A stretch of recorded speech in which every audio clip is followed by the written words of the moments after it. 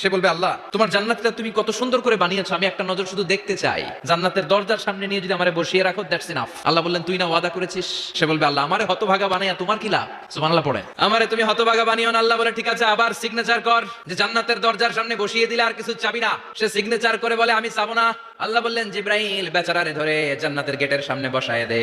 এবার জান্নাতের গেটের সামনে বসে বসে জান্নাতের সৌন্দর্য দেখা শুরু করবে। সুবহানাল্লাহ। ওই হতভাগা লোকটা বলবে আল্লাহ এত সুন্দর জান্নাত তুমি বানালাম, চোখ দিয়ে সৌন্দর্য দেখি, কান দিয়ে আওয়াজগুলো শুনি, হুর আর গেলমান হেঁটে বেড়ায়, এত সুন্দর জান্নাত চোখ দিয়ে দেখি, ঢুকতে পারি না, আমারে কষ্ট দিয়ে তোমার কি লাভ?